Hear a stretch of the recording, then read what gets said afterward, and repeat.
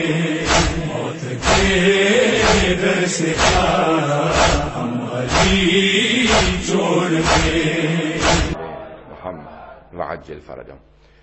جن باریکیوں سے مباہلہ کو لکھا ہے، میں نے جلدی کوشش کی کہ مطالب کو پیش کر دوں انگلش میں تاکہ مضمون خالی نہ رہے. ایک شب میں حبیب خدا نے، رسول خدا نے حضرت سلمان سے کہا کہ سلمان، مباہلہ میں جانے والوں کے لیے اہتمام کر دو، میں مدینے سے باہر فلاں مقام پہ مباہلہ کروں گا. اس مقام پہ آج ایک مسجد موجود ہے، سفید رنگ کی مسجد ہے، موجودہ نام مجھے معلوم نہیں. ایک زمانے میں اسی جگہ کا نام مسجد مباہلہ تھا، اب نام بدل دیے گئے ہیں. جو حاجی حضرات تازہ ہو کے آئے ہیں وہ نیا نام جانتے ہوں گے، نام کئی مرتبہ بدلا جا چکا. پیغمبر اسلام نے جناب سلمان فارسی سے کہا، سلمان محمدی سے کہا، اس مقام پہ ذرا کچھ اہتمام کر دو. جناب سلمان نے ایک سرخ رنگ کا قالین بچھایا اور ایک وہاں پہ خیمہ نصب کر دیا کہ یہاں پہ آ کے اہل بیت بیٹھیں گے، کیونکہ جناب سلمان جانتے تھے کون کون جانے والا ہے. انہوں نے ایک سرخ رنگ کا قالین بچھایا. اب میں کہوں گا کہ رسول خدا نے صرف جناب سلمان فارسی ہی سے کہا کہ وہاں قالین بچھاؤ، شاید اسی وجہ سے سلمان فارسی منا اہل البیت کے درجے پہ فائز ہے. اب رسول خدا نے کہا قالین بچھاؤ، جناب سلمان نے سرخ رنگ کا قالین بچھایا. کہا فجر کے بعد جائیں گے، اس سے پہلے جناب سلمان فارسی گئے اور وہاں پہ قالین بچھا دیا، سرخ ریڈ کارپیٹ. عزیزان گرامی، شاید آج بھی کرسچن ورلڈ کے اندر جب کسی کو بہت زیادہ اہمیت دینی ہو، کسی کو بتانا ہو یہ بہت زیادہ وی آئی پی ہے یا وی وی آئی پی ہے، تو آج بھی ریڈ کارپیٹ ٹریٹمنٹ دی جاتی ہے، سرخ رنگ کا قالین بچھایا جاتا ہے. شاید ان کرسچنز نے اہل بیت کو آتا دیکھا تھا اور اس مقام پہ سرخ قالین دیکھا تھا. جو سرخ قالین پہ آ کے بیٹھے تو انہی کے لیے یہ ریڈ کارپیٹ ٹریٹمنٹ وہیں سے ظاہراً شروع ہوئی ہے. اب جناب سلمان نے سرخ رنگ کا قالین بچھایا، رات کے اندر پیغمبر اسلام نے بتا دیا اور کہہ دیا مباہلہ فجر کے بعد طلوع آفتاب سے پہلے ہوگا، after Fajr prayers before the sunrise. کیوں؟ نہ یہ صبح کا وقت ہے نہ رات کا وقت ہے. یا رسول اللہ ایسا وقت کیوں چنا جو نہ صبح ہے نہ رات ہے؟ کہا کیونکہ رات میں معلوم نہیں ہوتا کون کون آیا تھا، اور صبح میں لے جانا نہیں چاہتا فاطمہ کو کیونکہ پردے کا اہتمام ہے. اگر میں بات واضح کر پایا ہوں کہ اس اہتمام کے ساتھ لے کے جانا چاہتا ہوں کیونکہ سیدہ جا رہی ہیں تو میں نہیں چاہتا کہ دن ہو، لیکن میں چاہتا ہوں کہ لوگ دیکھ لیں کہ کون کون آیا تھا. 5 آئے تھے، بس سب نے دور سے دیکھا. عزیزان گرامی دیکھیں، اب بحث ہے معرفت سے. جناب امیر علیہ السلام کہتے ہیں بولو اور پہچانے جاؤ، speak and you will be known, recognition is through speech. 4 ان کے 8 بشپ تھے. اسقف اعظم جو عربی میں اصطلاحات دی گئی ہیں، اطیب البیان میں سید طیب الموسوی الجزائری نے اپنی تفسیر اطیب البیان میں لکھا، وہاں سے پیش کر رہا ہوں. کہ 4 ان کے جو ہیں اس وقت کے سب سے بڑے اسقف تھے، 8 بشپ انگلش میں آپ لوگ کہتے ہیں، جو سب سے بڑے ان کے پادری تھے.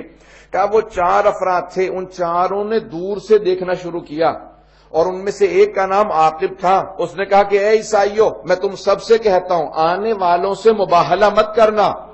میں وہ ہستیاں دیکھ رہا ہوں کہ اگر انہوں نے ہاتھوں کو بلند کیا اور پہاڑ کو اپنی جگہ سے ہلنے کے لیے کہا تو پہاڑ اپنی جگہ کو چھوڑ دے گا. چہرے ایسے ہیں. ابھی اہل بیت نے دعا نہیں کی، کلام نہیں کیا، صرف چہروں کو دیکھ کے عیسائی پہچان گئے تھے. تو ایک بات واضح ہو گیا، کوئی تعصب نہ رکھتا ہو، پریجڈس نہ ہو، ریسزم نہ رکھتا ہو، کسی بھی طرح کا ڈسکریمنیشن نہ کرتا ہو، تو اہل بیت کو دیکھ کے پہچان سکتا ہے. یہ عام نہیں ہے.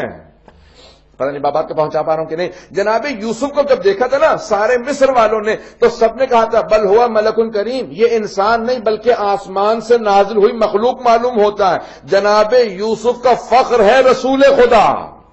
آج حبیب خدا آ رہے ہیں اپنی آب و تاب کے ساتھ. سب عیسائیوں نے ایک مرتبہ رخ رونق کو دیکھنے کے بعد کہا جو آ رہے ہیں اگر انہوں نے بد دعا کی تو قیامت تک کے لیے ایک عیسائی نظر نہیں آئے گا. اسی لیے ان سب نے فیصلہ کیا ہم مباہلہ نہیں کریں گے. اگر مباہلہ ہو گیا تو سارے عیسائی مسخ ہو جائیں گے. یہ ان کے الفاظ سے نجس جانوروں میں مسخ ہو جائیں گے. اب میں ممبر کے احترام میں نہیں کہہ رہا ہوں کہ انہوں نے کہا وہ نجس جانوروں کی شکل میں مسخ ہو جائیں گے. اگر کوئی ان کے مقابلے میں آ گیا تو عیسائی بھی سمجھتے ہیں کہ مسخ ہو جائیں گے. اب اگر کوئی اہل اسلام ہوتے ہوئے اہل بیت کو نہ پہچانے، سمجھ لو عیسائیوں سے بدتر ہو جائے گا. یا آل محمد ہیں، ان کی عظمت کیا ہے. ابھی بولے نہیں ہیں، کلام نہیں کیا، پیغمبر نے خطبہ نہیں دیا، جناب امیر نے خطبہ نہیں دیا، امام حسن و حسین علیہ السلام نے خطبے نہیں دیے، صرف دیکھا اور انہوں نے کہا کہ ان کے چہروں کے نور بتا رہے ہیں۔ مورخین نے سب نے یہی لکھا نا 7 ہجری کا۔ عزیزان گرامی، جناب سید الشہداء 3-4 برس کے ہیں، لیکن سب نے یہی لکھا مباہلہ میں رسول خدا نے امام حسن کی انگلی پکڑ رکھی تھی اور امام حسین کو گود میں لے رکھا تھا۔ اب یہ گود کا وقت نہیں ہے، امام حسین علیہ السلام 6 مہینے یا 4 مہینے کے نہیں ہیں، 3-4 برس کے ہیں اور اچھی طرح سے چلنا جانتے ہیں۔ ابھی چند دنوں ہی پہلے تو مباہلہ سے یا 1 برس پہلے تو سید الشہداء نے ضد کر کے کہا تھا نا، نانا میں آپ کے اس گھوڑے پہ سواری کرنا چاہتا ہوں، ذہن میں جملے آ جائے گا، نانا میں آپ کے اس گھوڑے پہ مأمون پہ سواری کرنا چاہتا ہوں۔ تو پیغمبر اسلام نے کہا یہ کسی کو سواری نہیں دیتا سوائے میرے اور علی کے، کہا نانا میں سواری کرنا چاہتا ہوں۔ تو جناب سید الشہداء اتنا اصرار کر کے صحابہ کو سمجھا رہے ہیں میں وہ ہوں جو رسالت سے اپنی بات کو منواتا ہوں۔ فوراً جناب ختمی مرتبت نے گود میں لیا، چوما، بہت پیار کیا اور فوراً اسی اپنی سواری پہ جناب سید الشہداء کو بٹھایا، کچھ دور ہٹے اور دیکھنے کے بعد بس ایک جملہ کہا میرا بیٹا بہت خوبصورت لگ رہا ہے اور بہت مسکرائے۔ صحابہ کہتے ہیں اتنا پیغمبر اسلام مسکرائے کہ آپ کے دندان مبارک نظر آنے لگے، آپ کے چہرے سے چمک آنے لگی، پھر اچانک زار و قطار رونے لگے، اتنا روئے کہ آپ کی پورے ریش مبارک تر ہو گئی۔ تو صحابہ نے کہا مایوبکی کا یا رسول اللہ، آپ کو کس چیز نے رلا دیا یا رسول خدا؟ کہا کل یہی میرا نواسا ہوگا، یہی سواری ہوگی، لیکن مدینہ نہیں کربلا ہوگا۔ میں اس لحظے کو سوچ کے رو رہا ہوں۔ تو ابھی جناب سید الشہداء یعنی چلنے پھرنے کے مطابق اور سب چیز یعنی اتنے بچپنے میں نہیں ہے کہ آغوش میں ہوں، لیکن پیغمبر اسلام سارے ان عیسائیوں کو، مسلمانوں کو پیغام دے رہے ہیں جو رسالت جس کے ناز اٹھائے اسے حسین ابن علی کہتے ہیں، کیونکہ اسی مباہلہ کے فوراً بعد تاریخ محرم کی آئیں گی جہاں حسین قربانی دے کے پورے دین کی حفاظت کریں گے۔ تو آج پیغمبر اسلام آغوش میں لے جا کے بتا رہے ہیں کہ یہاں نازش اٹھانا مقصود تھا، حسین کی نازش کرنا مقصود تھا تاکہ واضح ہو سکے حسین ابن علی کون ہے۔ بس بھی آئیں جملے کو آخری پیش کروں گا، میرے پاس وقت ہے تھوڑا سا، اگر آپ لوگ زحمت کریں گے تو میں مطالب کو آگے بڑھاؤں گا۔ عزیزان گرامی، ختمی مرتبت آئے، میدان مباہلہ میں پہنچے۔ اب میں چند جملے 1-2 بزرگ خطباء کے ہیں پیش کرنا چاہتا ہوں کہ رسول خدا جب چل رہے تھے تو آپ جب قدم اٹھاتے تھے، جہاں آپ کے قدم جاتے تھے وہیں پہ جناب سیدہ کے قدم آتے تھے۔ میں اپنے انداز سے کہوں، جہاں جہاں رسالت کے قدم آتے تھے عصمت کے قدم بھی وہیں پہ جاتے تھے اور امامت کے قدم انہیں چھپاتے تھے۔ جناب سیدہ دونوں کے بیچ میں چل کے یہ بتا رہی ہیں کہ رسالت و امامت کے درمیانی واسطے کا نام فاطمۃ الزہرا ہے۔ اللہم صلی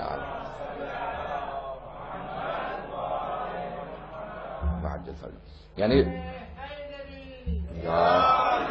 یعنی رسالت کے، جسے انگلش میں آپ لوگ کہتے ہیں مسنگ لنک، رسالت اور امامت کے اس واسطے کا، رابطے کا نام جناب فاطمۃ الزہرا ہے۔ عزیزان گرامی، مباہلہ ختم نبوت کی دلیل بھی ہے، ابتدائے امامت کی دلیل بھی ہے، دونوں چیزوں کی دلیل مباہلہ ہے۔ اور ایک مرتبہ ختمی مرتبت نے اپنے انداز سے وہاں پہ آنے کے بعد جب عیسائیوں کو دیکھا تو ان سب نے فوراً رسول خدا سے کہا ہم مباہلہ نہیں کرنا چاہتے، ہم مباہلہ نہیں کرنا چاہتے، ہمیں آپ کی شرائط منظور ہیں، اگر آپ جزیہ کہیں گے تو ہم جزیہ دیں گے، آپ کی حکومت میں ویسے رہیں گے جیسا آپ کہیں گے۔ عزیزان گرامی، یہ پہلی ایسی جنگ ہے کہ جہاں جنگ نہیں ہوئی، مباہلہ نہیں ہوا، تلوار کی ضرورت نہیں پڑی۔ میں بہت سوچا کرتا تھا رسول خدا بیٹی کو کیوں لے گئے؟ رسول خدا جنگ کے لیے نہیں بلکہ دعا کے لیے بیٹی کو لے کے گئے تھے، کیونکہ آج دعا کا مقابلہ تھا۔ جہاں تلوار کا مقابلہ ہوتا تھا جناب امیر کو سب سے آگے بھیجتے تھے، جہاں دعا کا مقابلہ آیا وہاں پہ جناب سیدہ کو سب سے آگے لے کے چلے، کہا کہ کیونکہ دعا کا مقابلہ ہے، جہاں سیدہ آمین کہہ دیں گی وہاں پہ اللہ سبحانہ و تعالی ویسا ہی رکھے گا جیسے سیدہ کہیں گی۔ اب یہ حدیث رسول خدا سمجھ میں آتی ہے کہ ان اللہ یغضب لغضبها ویرضى لرضاها، خدا فاطمۃ الزہرا کے غضبناک ہونے سے غضبناک ہوتا ہے اور ان کے راضی ہونے سے خدا راضی ہوتا ہے۔ اب پیغمبر اسلام کی حدیث سمجھ میں آتی ہے کہ اگر سمجھنا چاہیں صحابہ رسول میں کون کون رضی اللہ عنہ ہے، دیکھ لیجئے کس کس سے جناب سیدہ راضی ہے۔ عزیزان گرامی، یہ جناب خاتون جنت کی عظمت کا تعارف تھا جس میں رسول خدا مباہلہ کے اندر خاتون جنت کو ساتھ لے کے گئے۔ آئیے ذرا جناب امیر علیہ السلام کی زبانی نہج البلاغہ سے چند جملے اقتباسات پیش کرنا چاہتا ہوں، چند خطبوں کے الفاظ پیش کرنا چاہتا ہوں کہ اہل بیت علیہ السلام کون ہے، اور ایک سوال شبہ ہے اس کا جواب دینا چاہتا ہوں۔ اگر سننا چاہیں گے تمام حضرات تو میں پیش کروں گا۔ باوجہ بلند صلوات۔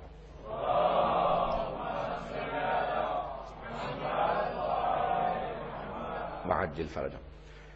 اس سے پہلے کہ میں اس کو پیش کروں، بہت سے نوجوانوں نے ایک سوال بھی، ایک شبہ بھی ہے، کسی نے شبہ ڈالا ہے، یہ ایک سوال ہے نوجوانوں نے کیا، اس کو میں پیش کرنا چاہتا ہوں کہ اہل بیت علیہ السلام نے خود پیغمبر نے اور خود اہل بیت نے، جناب امیر علیہ السلام نے، امام حسن حسین نے اور بعد والے ائمہ نے بہت زیادہ اپنے فضائل بتائیں، اپنا تعارف کروایا خود اپنی زبان سے، اپنے فضائل بتائیں، یعنی بتایا کہ ہمارا مقام کیا، ہماری عظمت کیا ہے، ہم معصوم ہیں۔ اور جناب امیر کے جو خطبے کا اقتباس پیش کرنا چاہتا ہوں اس میں فرماتے ہیں کہ لا یقاس بآل محمد احد، کوئی کسی کا بھی اہل بیت آل محمد سے کوئی مقابلہ نہیں، امت محمدی ہو یا کوئی اور امت ہو، ان کا آل محمد سے کوئی مقابلہ نہیں، کسی کا کوئی بھی کمپیریزن ہی نہیں ہے رسول خدا اور ان کی آل سے۔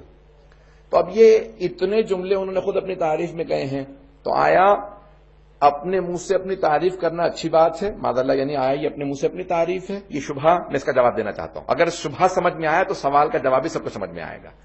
تو شبہ یہ ہے، کرٹیسزم یہ ہے کہ اہل بیت نے سینکڑوں نہیں ہزاروں احادیث اپنے فضائل میں بیان کیے خود، تو آیا یہ خود اپنی تعریف نہیں ہے اپنے منہ سے؟ کرنا چاہیے ایسا یا نہیں کرنا چاہیے؟ اب غور سے سنیے گا جواب کو۔ جناب امیر علیہ السلام نے 40 سے زیادہ مقامات پہ صرف نہج البلاغہ میں آل محمد کا ایسا تعارف کروایا ہے کہ اگر انسان صرف جناب امیر علیہ السلام کے ان الفاظ پہ غور کرے، میں چند جملے پیش کرنا چاہتا ہوں اور اس سوال کا جواب دینا چاہتا ہوں۔ سوال سب کو سمجھ میں آ گیا انشاءاللہ؟ تو اس کا جواب میں پیش کرنا چاہتا ہوں، اس پہ غور سے سنیے گا۔ مثال کے طور پہ جناب امیر علیہ السلام فرماتے ہیں کہ آل محمد کون ہے، تو فرماتے ہیں کہ جبال الدین، اللہ کے دین کے پہاڑ ہیں، ماؤنٹنز آف ریلیجن آف اللہ، اللہ کے دین کے پہاڑ ہیں، جبال الدین۔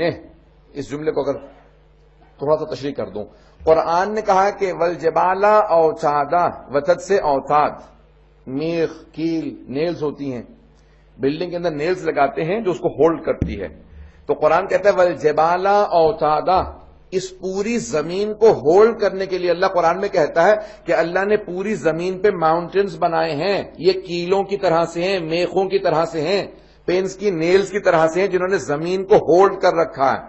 اگر بات پہنچ رہی ہو، یہ پوری کی پوری زمین کو ان ماؤنٹنز نے، ان پہاڑوں نے ہولڈ کیا ہوا ہے۔ اللہ کہتا ہے میں نے اس پوری زمین کو خلق کیا اور پہاڑ لگا دیے ہیں تاکہ یہ پورا کا پورا بیلنس رہے۔ یہ پہاڑ پوری زمین کو بیلنس رکھتے ہیں، سمندروں کے اندر بھی پہاڑ ہیں۔ کہ تم سمجھ نہیں سکتے، میں خالق ہوں اس دنیا کا، مجھے معلوم ہے کس پہاڑ کو کہاں رکھنا چاہیے۔ والجبال اوتادا، اب یہ قرآن میں ہے والجبال اوتادا۔ اب امیر المومنین قرآن کی اس آیت سے استدلال کرتے ہوئے کہتے ہیں اہل بیت علیہ السلام کی جبال الدین ہے کہ اہل بیت علیہ السلام اللہ کے دین کے پہاڑ ہیں۔ جیسے زمین بغیر پہاڑوں کے تباہ ہو جائے، ویسے ہی دین پروردگار بغیر آل محمد کے تباہ ہو جائے۔ یہ آل محمد کی وجہ سے دین باقی ہے۔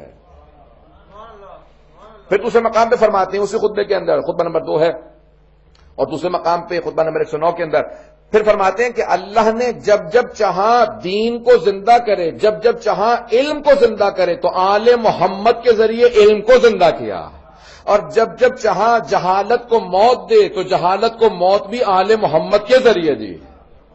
بہت بڑے جملے ہیں، اتنے فضائل پیش کیے ہیں۔ تو اتنے فضائل، اور دوسرے مقام پہ جب جناب امیر سے سوال کیا گیا، یا مثال کے طور پہ خطبہ خط ہے مولا کا، ایک خط ہے جو معاویہ ابن ابی سفیان کے نام پہ امیر المومنین نے لکھا، اس نے کہیں تقابل کیا کہ یا علی جنگ بند کر دیجئے، ہم اور آپ ایک جیسے ہیں، ہمارے خاندان بنی ہاشم بنو امیہ ملتے جلتے ہیں، تو آپ نے اس کو سخت ترین الفاظ میں لکھا ہے خط۔ اب میں اس کو پیش کر رہا ہوں، 2 جملے پیش کروں گا صرف اس کے، کیوں اتنے فضائل پیش کیے ہیں، میں اس کو سمجھانا چاہ رہا ہوں نوجوانوں کی خاطر خاص طور سے۔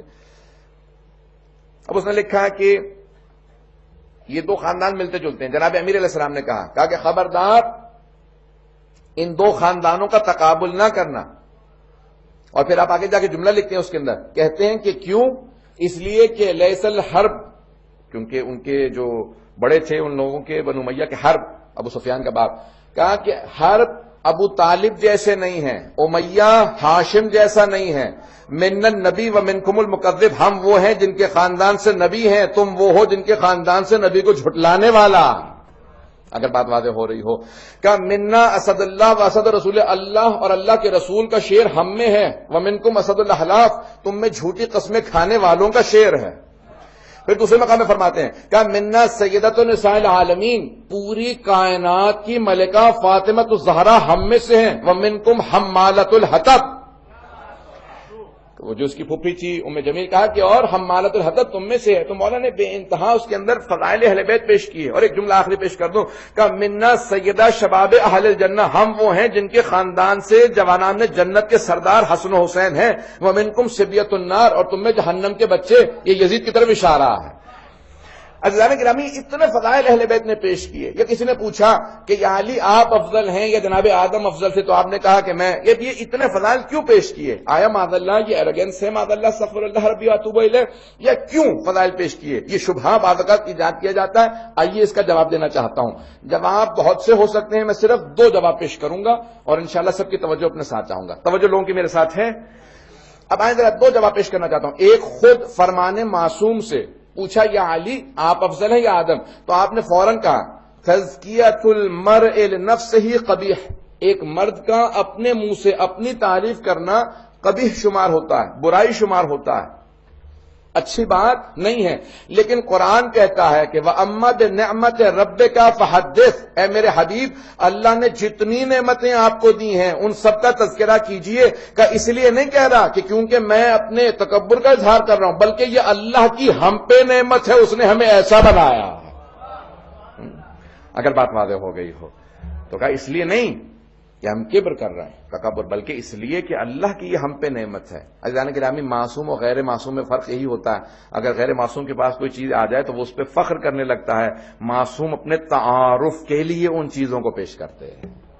اگر بات واضح ہوئی ہو، ایک ان پہ یہ اللہ کی نعمت ہے کہ اللہ نے ان کو اتنے فضائل دیے۔ دوسرے علماء کہتے ہیں کہ بے انتہا لوگ بعض اوقات روز قیامت شکوہ کریں گے کہ ہم آل محمد کو پہچان نہیں سکے، تو وہ خود اپنی زندگی میں ہمیشہ کبھی کسی کو مہلت نہیں دیتے تھے کہ روز قیامت تم یہ نہ کہنا ہم پہچانتے نہیں تھے، وہ خود اپنا تعارف کروا کے بتاتے تھے، پہچان لو میں علی ہوں، میرا علم کا مقام یہ ہے، میری شجاعت کا مقام یہ ہے، قرآن میں کون کون سی آیات میرے لیے آئی ہیں، جناب سیدہ کا مقام کیا، حسن حسین کا، یہ تعارف کروا کے کسی کو مہلت نہیں دیتے تھے کہ روز قیامت کوئی خدا کی بارگاہ میں کہے انہوں نے تعارف ہی نہیں کروایا کہ ہم پہچان پاتے ان کا مقام کیا، کہ انہوں نے اپنا تعارف کروایا، مسلسل تعارف کروایا۔ جناب سید الشہداء سب 72 شہید ہو چکے ہیں، آپ کے اصحاب شہید ہو چکے، بھائی شہید ہو چکے، بیٹے شہید ہو چکے، اس کے باوجود ایک مرتبہ، آخری مرتبہ اتمام حجت کی خاطر کہہ رہے ہیں تم روز قیامت خدا کی بارگاہ میں شکوہ نہیں کر سکتے میں نے تعارف نہیں کروایا تھا، میرے سر پہ میرے جد رسول خدا کا امامہ ہے،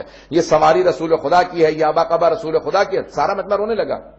پھر آپ نے پھر کہا تم عنقریب پھر بھی مجھے مار دو گے، میں نے تعارف کروا دیا ہے تاکہ تم میں سے کوئی یہ کہنے لائق نہ رہے کہ ہم جانتے نہیں تھے حسین ابن علی کون ہے، تم جانتے ہو، اب اگر تم مجھے پھر بھی مارتے ہو پھر تم گنہگار ہو، گناہ کبیرہ کے مرتکب ہو، اور مجھے اپنے سے زیادہ تم پہ ترس آ رہا ہے کیونکہ میں تو موت سے ڈرتا نہیں ہوں، میرے لیے آخرت میں جنت ہی جنت ہے، میں تم پہ اس لیے ترس کھا رہا ہوں۔ اور یہ جملہ کہا نا کہ میں دور جانا چاہتا ہوں، میں دور چلا جاؤں گا، میں ہند چلا جاؤں گا، لفظ موجود ہیں، میں دور چلا جاؤں گا کیونکہ میں نہیں چاہتا کہ امت محمدی میں وہ مسائل آئیں جو قتل حسین کی وجہ سے ان کے ہاتھ جب آلودہ ہو جائیں گے تو اللہ کن کن چیزوں میں انہیں مبتلا کر دے گا۔ اور ہوا، وہی سب کچھ ہوا، ان سب کے سامنے آیا کہ انہوں نے اتنا بڑا، جب وہ اتنے بڑے گناہ کے مرتکب ہو گئے۔ عزیزان گرامی، اہل بیت اپنا تعارف کرواتے رہے، مسلسل تعارف کروایا، آل محمد نے تعارف کروایا۔ میں ایک صرف پہلو کو پیش کرنا چاہتا ہوں، میرے پاس 5-6 منٹ 7 منٹ ہیں، اس کے بعد اندر ہی بات کو مکمل کروں گا۔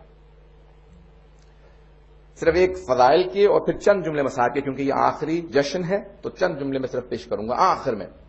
جانتا ہوں جشن ہے، مسائل کے نہیں، لیکن کیونکہ محرم قریب ہے اس لیے 2 جملے پیش کروں گا آخر میں دعا کے لیے۔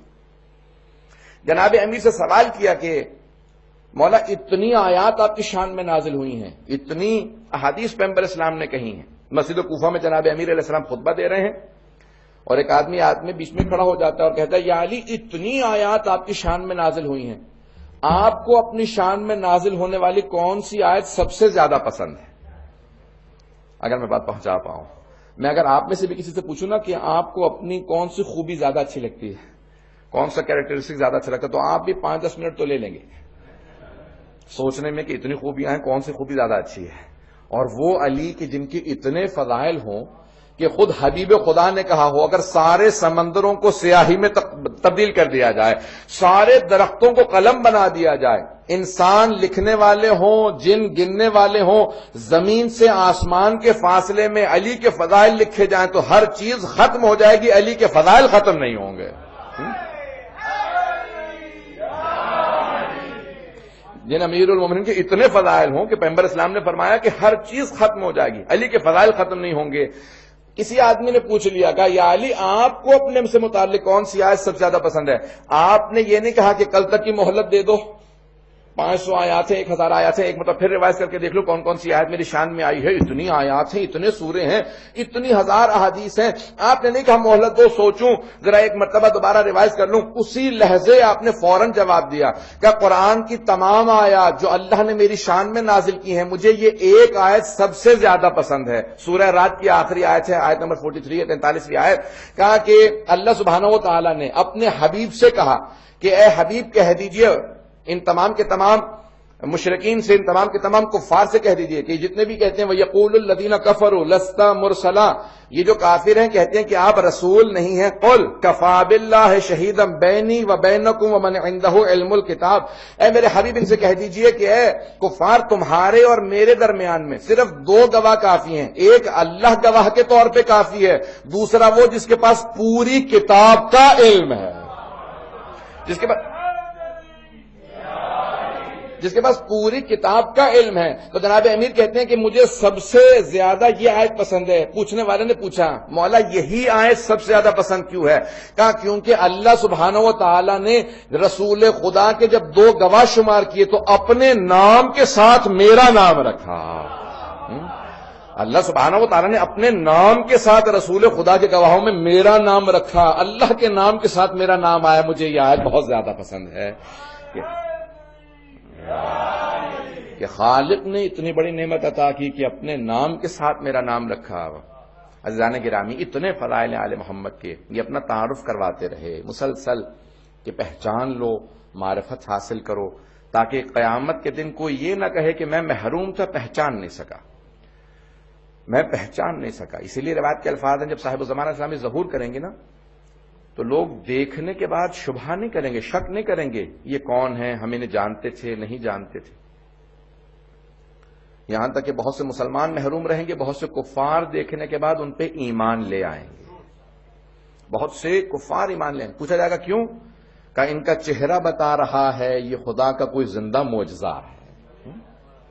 عزیزان گرامی، کبھی اپنے ذہن میں یہ بہت سے نوجوان کہتے ہیں ہم پہچانیں گے کیسے؟ کوئی جھوٹا دعویٰ کرے گا۔ عزیزان گرامی، جھوٹا دعویٰ کرنے والا بڑا واضح سا آدمی ہوتا ہے، اور جو مہدی برحق ہو، جو خداوند متعال کی حجت ہو، ممکن ہی نہیں ہے کہ آپ اور میں نہ پہچانیں، ممکن ہی نہیں ہے۔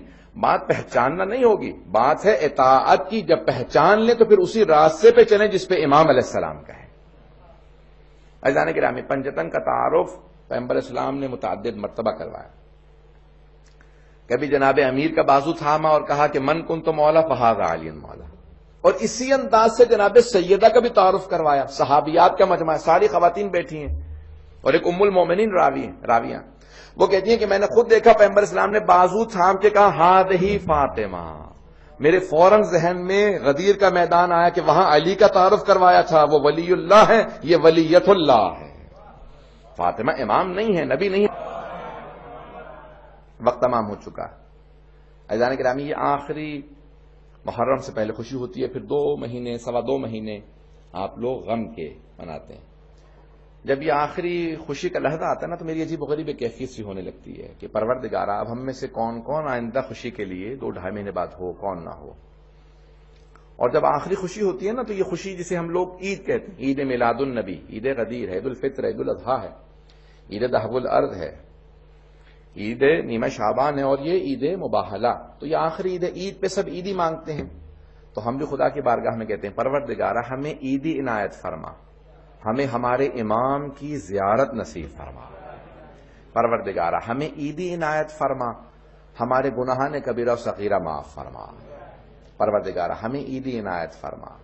پروردگارہ جب ہم دیکھتے ہیں نا کہ اس وقت عراق میں کیا حالات ہیں، شام میں کیا حالات ہیں، تو دل ٹوٹ جاتے ہیں۔ پروردگارہ دوبارہ عراق و شام کی تمام زیارات کو آزاد فرما، پروردگارہ خصوصاً شام کے تمام روضوں کی حفاظت فرما، پروردگارہ دشمنان اہل بیت کو خصوصاً داعش کو، طالبان کو، آل سعود و آل یہود کو، پروردگارہ جو آل خلیفہ ان سب کو غارت فرما، پروردگارہ بہت سے لوگوں نے ہم سے التماس دعا کی ہے، وہ تمام کے تمام مومن و مومنات جو کسی وجہ سے پریشان حال ہیں، پروردگارہ تجھے واسطہ ہے اپنے حبیب کا، اور تجھے واسطہ اپنے حبیب کے ان فاقوں کا، حسن و حسین کا واسطہ، پروردگارہ ان تمام مومن و مومنات کی پریشانیاں دور فرما، پروردگارہ جو مریض ہیں شام غریبہ کے اس بیمار کا واسطہ جس سے بستر چھین لیا گیا تھا، پروردگارہ اس چھنے ہوئے بستر کا واسطہ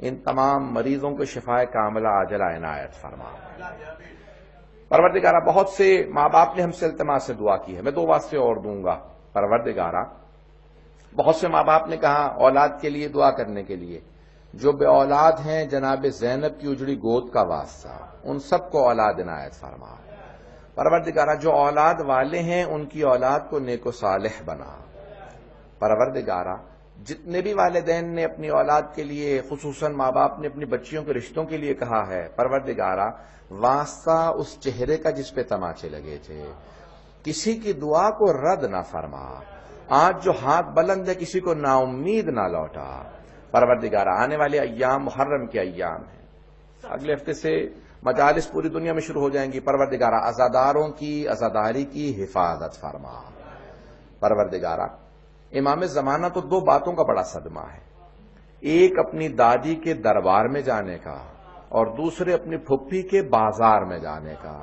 آئیں ذرا مل کے کہیں، بڑے بڑے بزرگ علماء نے بتایا ہے کہ جب ملاقات ہوئی نا کسی کی امام زمانہ سے تو کہا کہ مولا آپ کے شیعوں کے لیے کوئی پیغام ہے؟ تو امام زمانہ نے کہا میرے شیعوں سے بس ایک پیغام کہہ دینا کہ جب بھی میرے ظہور کی دعا مانگیں تو میری پھپھی زینب کا واسطہ دیں، خدا میری پھپھی کا واسطہ کبھی رد نہیں کرتا، پروردگارہ واسطہ لائے ہیں جناب زینب کبریٰ کا، پروردگارہ ہماری گنہگار آنکھوں کو امام زمانہ کی زیارت نصیب فرما، پروردگار ہم بہت گنہگار ہیں لیکن تیری بارگاہ کے اندر آئے ہیں اور حسین ابن علی کا واسطہ لائے ہیں، وہ واسطہ جو تو کبھی رد نہیں کرتا۔ 8ویں امام کہتے ہیں نا نحن کلنا سفن النجات، ہم سب کے سب سفینہ نجات ہیں، نجات کی کشتیاں ہیں، آرمس آف سیلیویشن، ولیکن سفینۃ جدنا الحسین اسرع، لیکن ہمارے جد حسین کی کشتی سب سے زیادہ تیز کشتی ہے۔ پروردگارہ یہ اگلا ہفتہ جو آ رہا ہے، اگلا مہینہ امام حسین کا مہینہ، حسین ابن علی کی عظمتوں کا واسطہ ہمیں زندگی میں اہل بیت کی زیارات نصیب فرما،